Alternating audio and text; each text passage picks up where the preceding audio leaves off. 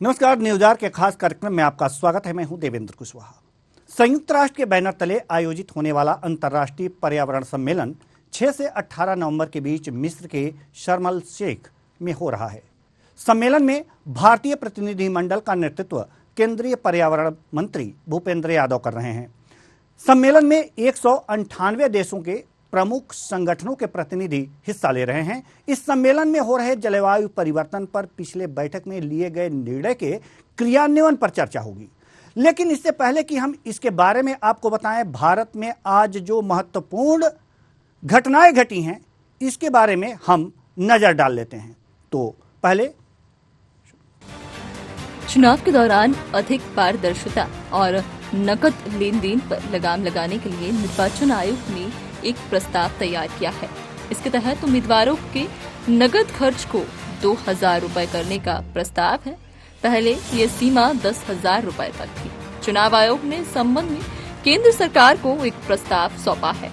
चुनाव आयोग के पैनल ने सिफारिश की है कि चुनाव संचालन नियमों में संशोधन किया जाना चाहिए, जिससे ये सुनिश्चित किया जा सके कि चुनाव से संबंधित खर्चों के लिए 2,000 रुपए से अधिक का भुगतान अकाउंट पे के माध्यम से किया जाए।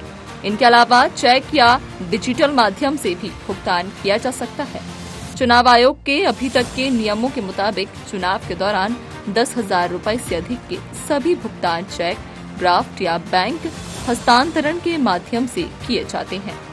चुनाव आयोग के निर्देशों के अनुसार उम्मीदवारों को नामांकन दाखिल करने में कम से कम एक दिन पहले चुनावी खर्च के लिए एक अलग बैंक खाता खोलना होगा। तो वहीं चुनाव परिणाम घोषित होने के 30 दिनों के अंदर उम्मीदवार को जिला चुनाव अधिकारी को चुनाव व्यय खाता जमा करना होगा। कांग्रेस के वरिष्ठ नेता पी चिदम्बरम ने रविवार को प्रधानमंत्री नरेंद्र मोदी पर हमला बोला। उन्होंने कहा, प्रधानमंत्री नरेंद्र मोदी निर्वाचन क्षेत्र आधारित संसदीय लोकतंत्र के आधार को कमजोर कर रहे हैं। उन्होंने कहा, आरएसएस देश में राष्ट्रपति आधारित सत्ता लाने की कोशिश कर रहा है, जिसमें बहुसंख्यकवाद जड़ें जमा लेगा। दरअसल चिदम्बरम की ये टिप्पणी प्रधानमंत्री नरेंद्र मोदी की हिमाचल प्रदेश की सोलन रैली के बाद आई है। इसमें मोदी ने कहा था कि वे कमल के फूल का समर्थन करें, उनका वोट मेरे लिए आशीर्वाद होगा। पीएम मोदी ने कहा था, लोगों को ये ध्यान रखने की जरूरत नहीं है कि उम्मीदवार कौन है, आपको केवल कमल को याद रखना है। मैं कमल लेकर तुम्हारे पास आया हूँ। जब आप वोट देने जाते हैं और कमल देखते हैं तो आपको पता होना चाहिए कि भाजपा और मोदी आपके पास आए हैं। कमल को आपका हर वोट मोदी के लिए आपका आशीर्वाद होगा। चिदम्बरम ने कहा, प्रधानमंत्री मतदाताओं को बता रहे हैं कि उन्हें निर्वाचन क्षेत्र में उम्मीदवार का नाम याद रखने की जरूरत नहीं है, वह सिर्फ कमल को वोट दें। यह मोदी का वोट होगा। चिदम्बरम ने कहा कि संसदीय बहस और मीडिया की प्रेस कॉन्फ्रेंस से दूर रहने के बाद पीएम मोदी देश में राष्ट्रपति आधारित सत्ता लाने की कोशिश में जुटे हैं। कांग्रेस की भारत जोड़ो यात्रा का आज 60वां दिन है। रविवार को तेलंगाना में शुरू हुई इस यात्रा में वरिष्ठ वकील प्रशांत भूषण शामिल हुए। कांग्रेस पार्टी के ट्विटर हैंडल पर यात्रा का एक वीडियो भी शेयर किया गया है, जिसमें राहुल गांधी प्रशांत भूषण का हाथ पकड़े हुए दिखाई दे रहे हैं। इस दौरान राहुल के साथ कांग्रेस कार्यकर्ताओं का हुजूम भी है। तो वहीं पार्टी सूत्रों ने बताया कि अनुसूचित जातियों के वर्गीकरण के लिए संघर्ष करने वाले संगठन मडिगा आरक्षण पोराटा समिति एमआरपीएस के नेता मांडा कृष्ण मडिगा भी आज सुबह मेरठ जिले के अल्लादुर्ग से यात्रा में शामिल हुए। कांग्रेस महासचिव जयराम रमेश ने बताया, आज ये यात्रा मेरठ से कामारेड्डी जिले की ओर बढ़ेगी। इससे पहले शनिवार को मेरठ जिले के पेदापुर गांव में एक सभा को संबोधित करते भाजपा पर निशाना साधा। उन्होंने कहा, राहुल गांधी ने आरोप लगाया कि देश में 2014 से बेरोजगारी और महंगाई बढ़ रही है।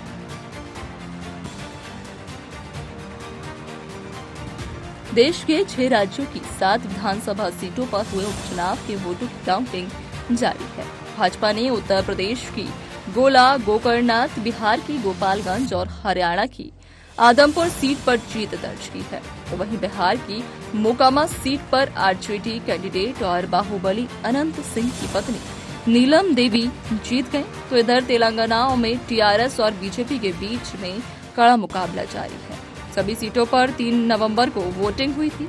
सबसे ज्यादा 75.25% मतदान हरियाणा की आदमपुर सीट पर हुआ था, तो वहीं महाराष्ट्र की अंधेरी ईस्ट सीट के लिए सबसे कम 31.74% मतदान हुआ था। जिन 7 सीटों पर उपचुनाव हो रहे हैं उनमें 2 सीटों पर बीजेपी और कांग्रेस का कब्जा था, तो वहीं 3 सीटों पर बीजेपी, शिवसेना और आरजेडी थे। नीचे दी गई टेबल में आप सभी राज्यों की उपचुनाव वाली सीटों पर वोटिंग प्रतिशत देख सकते हैं। लखीमपुर खीरी की गोला गोकर्णा सीट पर हुए उपचुनाव में बीजेपी कैंडिडेट अमन गिरी ने बड़ी जीत हासिल की है। उन्होंने सपा कैंडिडेट विनय तिवारी को 34,298 वोट के अंतर से हराया।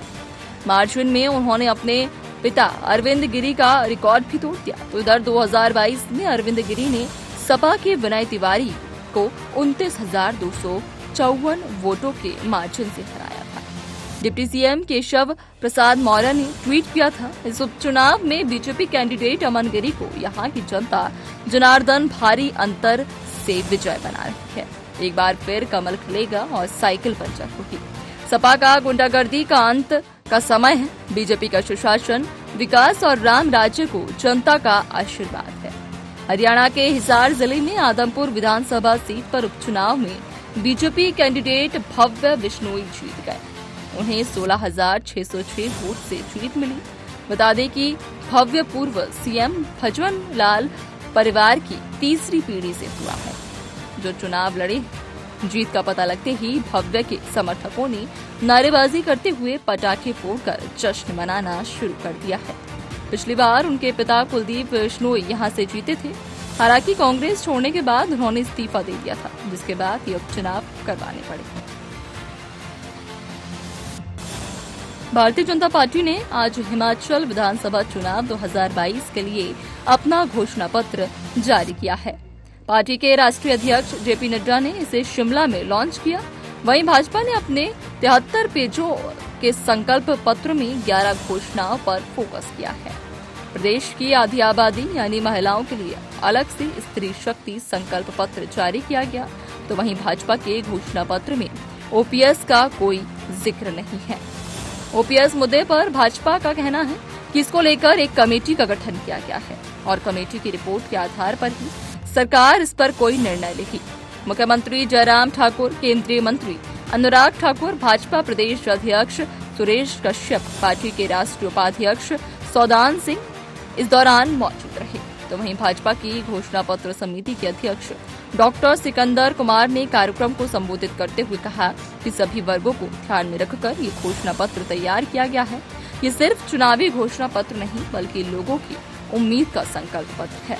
इस संकल्प पत्र के लिए 25,000 लोगों ने ऑनलाइन और ऑफलाइन अपने सुझाव पार्टी को दिए।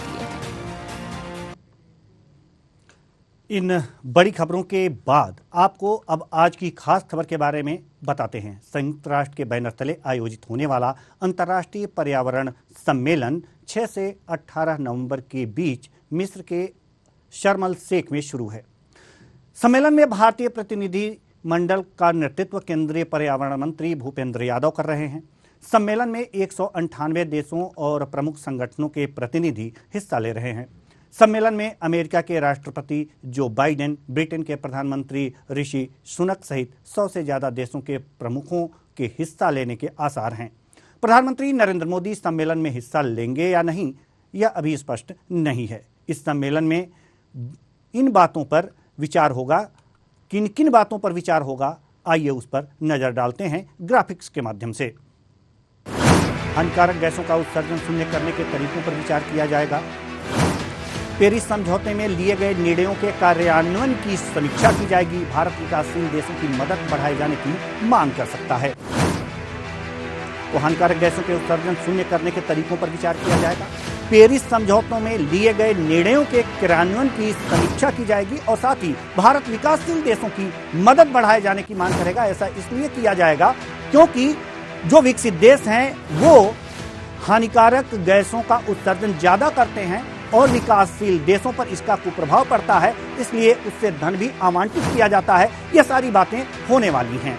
तो ग्राफिक्स के माध्यम से मैंने बताया कि ये 3 चीजें महत्वपूर्ण हैं और भारत जो है विकासशील देशों का एक तरह से प्रतिनिधित्व करेगा और मांग करेगा विकासशील देश, विकसित देशों से कि जो धन आपने आवंटित किया था, जैसे कि अमेरिका में जो धन पिछले बैठक में अमेरिका ने सीधे सीधे कहा था, जितना धन देने की बात कही थी, जितना फंड देने की बात कही थी, उतना फंड वो नहीं दे पाया है। तो आपको बताएं कि अब आगे की हम बातें करते हैं। पर्यावरण मंत्रालय ने कहा है भारत सरकार का कि भारत पर्यावरण सुधार के लिए आर्थिक मदद दिए जाने की व्यवस्था में पारदर्शिता और स्पष्टता की अपेक्षा भी करेगा। जैसे कि अभी मैंने आपको बताया, पर्यावरण मंत्री जो यादव हैं उन्होंने कहा है कि भारत मांग करेगा कि पर्यावरण सुरक्षा के लिए दी जाने वाली धनराशि को अनुदान या ऋण या छूट के साथ वापस की जाने वाली धनराशि में से क्या माना जा रहा है, यह स्पष्ट करे। यह इस बैठक में निर्णय होने वाला है। कोपेनहेगन में 2015 में हुए COP 15 में $100 अरब की निधि बताने पर निर्णय हुआ था। 2020 में यह धनराशि प्रतिवर्ष विकासशील देशों को दी जानी थी, लेकिन विकसित देश ऐसा करने में विफल रहे हैं। भारत अन्य विकासशील देशों के समर्थन से इस मदद को दिए जाने की लगातार आवाज उठा रहा है और यह भी आवाज विकासशील देशों का इस बैठक में, इस सम्मेलन में उठाएगा। सम्मेलन में, अगर जो सम्मेलन की हम बात करते हैं तो सम्मेलन में विश्व में बड़े पैमाने पर हो रहे मौसम परिवर्तन पर भी चर्चा होगी। अब हम दूसरे सेगमेंट की बात कर रहे हैं तो सम्मेलन में विश्व में बड़े पैमाने पर हो रहे मौसम परिवर्तन पर भी चर्चा होगी। यह सम्मेलन तब हो रहा है जब बीते महीनों में बांग्लादेश समुद्री तूफानों से त्रस्त हो चुका है, पाकिस्तान वर्षा के बाद आई भयंकर बाढ़ से बदहाल हुआ है, यूरोप गर्मी से बेचैन रहा है, अमेरिका में अप्रत्याशित रूप से तापमान बढ़ा है और जंगल में आग लगी, चीन में कुछ नदियां सूख गईं और कुछ में भयंकर बाढ़ आई तथा अफ्रीका सूखे का सामना कर रहा है। इस सब का कारण पृथ्वी और समुद्र के बढ़ रहे तापमान को माना जा रहा है। यह तापमान हानिकारक गैसों के उत्सर्जन से बढ़ रहा है। ये सारी चीजें हैं, ये सारी चीजें जो हैं ये पृथ्वी के तापमान को बढ़ा रही हैं और पृथ्वी के तापमान जब बढ़ रहे हैं यानी कि हानिकारक गैसें जैसे जैसे उत्पन्न हो रही हैं, इससे पृथ्वी का तापमान बढ़ रहा है और ये जो प्राकृतिक आपदाएं आ रही हैं ये चिंता करने की बात है और चिंता करने के लिए मिस्र में यह बैठक हो रही है। अब अगले सेगमेंट की ओर बढ़ते हैं। मौसम में बदलाव को नियंत्रित करने के लिए अंतर्राष्ट्रीय मुद्रा कोष ने 3 प्राथमिकताएं निश्चित की हैं। सम्मेलन में इन पर चर्चा होगी। IMF की प्रबंध निदेशक क्रिस्टलिना जियोर्जिएवा ने ब्लॉग में लिखा है कि अगर विश्व समुदाय हानिकारक गैसों का उत्सर्जन रोकने में विफल रहा तो आपदाओं की संख्या और उनसे होने वाला विनाश बढ़ता जाएगा। इससे विश्व के कई हिस्से पलायन की समस्या से जूझेंगे और संपन्न देशों में शरणार्थियों की समस्या बढ़ेगी। अगर 2030 तक तापमान को कम करने के उपायों को गंभीरता से क्रियान्वित नहीं किया गया तो फिर वैश्विक तापमान को 2 डिग्री सेल्सियस से ज्यादा होने से नहीं रोका जा सकेगा। इससे प्राकृतिक आपदाओं में और बढ़ोतरी होगी और उन्होंने आगे कहा है कि पृथ्वी पर मानव के अस्तित्व को बचाए रखना है तो हमें 2050 तक हानिकारक गैसों का उत्सर्जन पूरी तरह से रोकना होगा। वैश्विक तापमान को कम करने के उपायों को अमल में लाना होगा और गरीब देशों की मदद के लिए अलग से धन की व्यवस्था करनी होगी जिससे वे प्रदूषणकारी कार्यों से दूर रह सके। हम आपको बताएं कि आज हमारे साथ इस कार्यक्रम में वरिष्ठ पत्रकार जो विदेशी मामलों के जानकार हैं, दुर्गेश N भटनागर जी भी जुड़े हुए हैं। बहुत बहुत स्वागत है आपका हमारे इस कार्यक्रम में। हम आपसे जानना चाह रहे हैं कि जो स्थितियां इस समय पूरे विश्व की बन रही हैं, पर्यावरण के लिए जो भी चीजें हैं करनी है, देशों को करनी है, अदर देशों को करनी है, विकसित देशों को खासकर करनी है, वो नहीं कर पा रहे हैं। जैसे पिछले बैठक में, पिछले सम्मेलन में जो अमेरिका ने वायदे किए थे, उसने वादे किए थे जितने फंड देने के उतना उन्होंने दिया नहीं। ऐसे में अब क्या कहा जा सकता है? जी भटनागर जी। देवेंद्र, बहुत बहुत शुक्रिया, आपने इस महती और महत्वपूर्ण चर्चा में मुझे शामिल किया है। इसके लिए आपका और चैनल के दर्शकों का बहुत बहुत शुक्रिया। देखिए, बहुत ही इम्पोर्टेंट ये मसला है। जलवायु को हम लोग हमेशा सेकेंडरी रखते हैं और वैश्विक तौर पर अब जरूरी इस बात की प्राथमिकता पर इसको दिया जाना चाहिए। अब तक अगर हम कंसेंसस ऑफ पार्टीज की बात करें, सीएटी की बात करें, तो ये 27वां है और लगातार इसके ऊपर चर्चा होती आई है। लेकिन ये चर्चा जो है कुछ दिनों, कुछ महीनों तक होती है और उसके बाद पर कोई ठोस कदम नहीं उठाया गया अब तक से।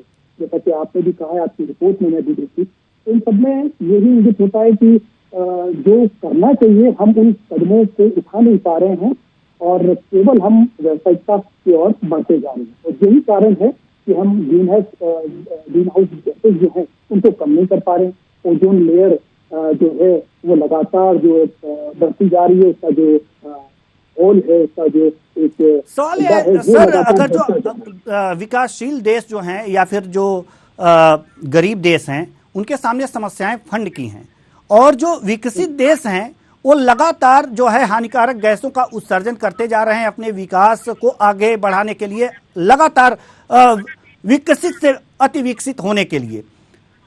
समस्या ये है कि इन सबके जो हानिकारक गैसों का उत्सर्जन ये विकसित देश कर रहे हैं उसका पूरा भार विकासशील देश और गरीब देशों पे पड़ रहा है।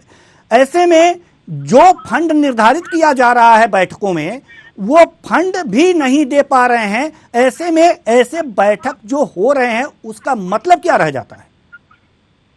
बिल्कुल ठीक कहा देवेंद्र आपने, लेकिन इसके पीछे दो तथ्यों को हमको देखना होगा। पहला तथ्य ये है कि विकास हम किस तरीके से देखते हैं, किसको हम विकास कहते हैं। हकीकत ये है कि वर्तमान में जो विकास है वो विनाश की ओर भी हमें ले जाना है। जिस तरीके से लगातार ग्रीन हाउस गैसेज जो है उनका उत्सर्जन हम कर रहे हैं, उसके ऊपर बाकायदा यूएन के अंदर इसके लिए एक प्लेटफॉर्म तैयार किया गया था, एक पूरी तरीके से एक ढांचा तैयार किया गया था। उन ढांचे के ऊपर जो नियम कायदे कानून बनाए गए उनके ऊपर पालना कोई देश नहीं कर रहा है जी। हालात ये है कि चाइना को मैन्युफैक्चरिंग हब कहा जाता है, अमेरिका लगातार मैन्युफैक्चरिंग हब बनता जा रहा है, लेकिन उसके बावजूद भी वो अपनी जो ग्रीन हाउस गैसेज है उसको कम करने में शिथिलता बरतता है। और कहीं कहीं जो इस पूरे विकसित और विकासशील का जो चक्र है उसको किसी तरीके से घुमाते रहने के लिए केवल इस तरीके से मंचों पर बात की जाती है, उसके ऊपर ठोस कदम जो है वो नहीं उठाए जा रहे हैं। तो यही कारण है कि लगातार जो पृथ्वी का तापमान है वो बढ़ता जा रहा है और अब कोशिश इस बात की है कि 1.5 से 2 डिग्री तक जो तापमान है वो बढ़ रहा है, जो बहुत खतरनाक है। अगर ये 2 डिग्री से अगर ऊपर की तरफ जाता है, 2 डिग्री से ऊपर की तरफ अगर तापमान जाता है तो हमारे जो ग्लेशियर्स हैं जो हमारे नॉर्थ पोल और साउथ पोल पर है वो अगर पिघलने लगेंगे तो स्थिति ये होगी कि पूरी पृथ्वी जो है वो पानी में समा जाएगी। हमारे लिए करने के लिए कुछ नहीं रहेगा। तो ये वक्त है अभी इन सारी चीजों को समझने का, सारे देशों को इस मंच पर आने का। और सबसे बड़ी बात वित्त की बहुत जरूरत होती है। फंड अगर नहीं है तो इन सबका सही तरीके से हम इलाज संभव नहीं है। तो इसको करने के लिए, इसके क्रियान्वयन के लिए, ग्रीन हाउस गैसेज को कम करने के लिए, जलवायु को वापस अपने ठीक तरीके से लाने के लिए हमें फंड्स की जरूरत है। लेकिन होता ये है कि हम बात तो करते हैं, लगातार इस बात पर हुआ था कि तो अरब डॉलर जो है इसके लिए लगाए जाएंगे ताकि जो विकसित देश है वो अपनी उत्सर्जन की जो क्षमता है उसको कम करेगा और जो विकासशील देश है, जो गरीब देश है, जो इन सब चीजों पे काम नहीं कर सकते हैं, उनको फंड से फंड मुहैया कराया जाएगा ताकि वो भी इन सब चीजों से बचे रहें। लेकिन ऐसा हो नहीं पाता है। यही एक चिंता का विषय है। भारत की एक नैतिक भूमिका है क्योंकि जिस तरीके से प्रधानमंत्री नरेंद्र मोदी एक ग्लोबल लीडर की तरह सामने आए हैं, तो अब हमको उनके ऊपर उम्मीद है कि शायद उनके कहने के बाद जो लेकिन उनके अभी इस बैठक में सम्मिलित होने पर संशय है सर, ये अभी संशय है। ठीक है, हम आपके पास आएंगे। अब विश्व के 140 देशों ने पर्यावरण सुधार के कदम उठाते हुए हानिकारक गैसों के उत्सर्जन में 91% तक की कमी की है। ये देश 2050 तक इन गैसों का उत्सर्जन शून्य करने के लक्ष्य पर कार्य कर रहे हैं। विशेषज्ञों के अनुसार स्थिति में सुधार के लिए विकासशील देशों की मदद के लिए $100 अरब की निधि में संपन्न देश नियमित रूप से योगदान दें। यह धनराशि विकासशील देशों को दी जाए जो जन सुविधाओं के विकास के लिए परियोजनाओं पर कार्य कर रहे हैं। इन परियोजनाओं से बड़ी मात्रा में हानिकारक गैसों का उत्सर्जन होता है। आर्थिक मदद और उन्नत तकनीक दिए जाने से ये देश गैस उत्सर्जन की मात्रा नियंत्रित कर पाएंगे। लेकिन अगर जो ये धन नहीं दिया जाएगा तो वास्तव में गैस के उत्सर्जन में जो हानिकारक गैसें हैं उनके उत्सर्जन में कमी नहीं आएगी और ग्लोबल वार्मिंग बढ़ती ही रहेगी और इस तरह की समस्याएं आती ही रहेंगी और पृथ्वी को बचाने का जो लक्ष्य है वो पूरा नहीं हो पाएगा। और इस तरह के सम्मेलन की सार्थकता तभी है जब वास्तव में जो वहां पर निर्णय लिए जाएं उसका सख्ती से पालन हो। आगे हम आपको बता रहे हैं कि 2015 की अगर जो हम आपकी बात बताएं, जो 2015 में भारत सहित दुनिया के 200 से अधिक देशों ने जलवायु परिवर्तन को लेकर पेरिस समझौते पर हस्ताक्षर किए थे और दुनिया के तापमान को 1.5 डिग्री से अधिक ना बढ़ने देने की प्रतिबद्धता जाहिर की थी। इस प्रतिबद्धता के तहत ग्रीन हाउस गैसों के उत्सर्जन को कम किया जाना था। इसके तहत देश को अपने नेशनली डिटरमाइंड कंट्रीब्यूशन NDC तय करने होते हैं और संयुक्त राष्ट्र के समक्ष पेश करने होते हैं। इनके तहत यह परिभाषित करना होता है कि देश कितना कार्बन उत्सर्जन होने देगा और इसमें कितनी कटौती करेगा और कैसे करेगा। भारत ने इनमें से 3 अहम वादे किए थे। इन वादों को हम आपको ग्राफिक्स के माध्यम से दिखाना चाह रहे हैं। ये वादे हैं, जो भारत के जो वादे हैं उनको हम ग्राफिक्स के माध्यम से भारत 2005 के स्तर के मुकाबले अपने GDP से होने वाले उत्सर्जन को 2030 तक 45% तक कम करेगा। साल 2030 तक भारत अपने कुल बिजली उत्पादन का 50% तक स्वच्छ ऊर्जा से हासिल करेगा। अतिरिक्त पेड़ और जंगल लगाकर भारत 2.5 से 3 अरब टन अतिरिक्त कार्बन को सोखेगा और इस तरह से ये अपनी कटौती करेगा। लेकिन कटौती करने के बाद भी समस्याएं ये आ जाती हैं कि आखिर ये कटौती जो हो रहा है वास्तव में इससे विकास अवरुद्ध होता है। विकास ज्यों ही अवरुद्ध होता है और विकास जब अवरुद्ध होता है, ऊर्जा कहां से आएगी, ऊर्जा का उत्सर्जन कम होगा तो समस्याएं आएंगी और इसी के लिए फंड निर्धारित करता है या इस बैठक में जो विकसित देश हैं वो विकासशील देशों को ऐसा करने न करने के लिए और उनकी ऊर्जा की जरूरतों को और किस तरह से मॉडिफाई किया जाए, इसके लिए वो फंड जारी करते हैं। और ये फंड जो है वास्तव में जारी तो होता है लेकिन जारी करने के वादे के साथ साथ जितना जारी करना होता है उतना नहीं हो पाता। तो ये जो गैस के उत्सर्जन की जो बातें थी, अगर जो इंडिया ने इस तरह की बातें की हैं और वायदे किए हैं, इन वायदों पर वो खरा कैसे उतरेगा अगर जो सही चीजें, सही धन, सही फंड यहां तक नहीं पहुंचेगा। तो सवाल यहां पर यह है कि भारत को यहां मिस्र में विकासशील देशों का पक्ष लेना है और विकासशील देशों के पक्ष के साथ साथ अपने भी हित वहां पर साधने हैं। और आज जो भारत है विश्व गुरु की ओर बढ़ रहा है, इसमें वह कितना प्रतिनिधित्व कर पाता है विकासशील देशों का, यह देखने वाली बात होगी। भारत सरकार ने यह वादा किया कि सरकार स्वच्छ ऊर्जा से जुड़े कई प्रोजेक्ट को बढ़ावा देगी और उनकी मदद करेगी। इसके अलावा अक्षय ऊर्जा के स्रोत, कम उत्सर्जन वाले उत्पादों और इलेक्ट्रिक वाहनों के इस्तेमाल को बढ़ावा दिया जाएगा। हालांकि NDC लक्ष्य जारी करते हुए भारत सरकार ने यह भी कहा है कि उनके लक्ष्य किसी एक खास सेक्टर में कटौती के लिए बाध्य नहीं करते हैं या इस दिशा में काम करना अनिवार्य नहीं करते हैं। भारत सरकार का कहना है कि भारत का मकसद समय के साथ कुल उत्सर्जन को कम करना है और अपनी अर्थव्यवस्था की ऊर्जा दक्षता को बढ़ाना है। इसके साथ अर्थव्यवस्था और समाज के कमजोर क्षेत्रों की सुरक्षा भी करनी है। अगर जो बात पिछले साल की करें तो ग्लासगो में हुए COP26 सम्मेलन में प्रधानमंत्री नरेंद्र मोदी ने साल 2070 तक नेट जीरो उत्सर्जन हासिल करने का लक्ष्य निर्धारित किया था। संयुक्त राष्ट्र की परिभाषा के मुताबिक नेट जीरो का मतलब होता है कि ग्रीन हाउस गैसों के उत्सर्जन को शून्य के बिल्कुल करीब ले आना। कोई भी देश नेट जीरो उत्सर्जन तब हासिल कर लेता है जब वो पर्यावरण में सिर्फ उतना ही उत्सर्जन करता है जितना वो सोख लेता है। इस लक्ष्य को हासिल करने के लिए भारतीय रेलवे ने साल 2030 तक नेट जीरो उत्सर्जन हासिल करने का लक्ष्य निर्धारित किया है।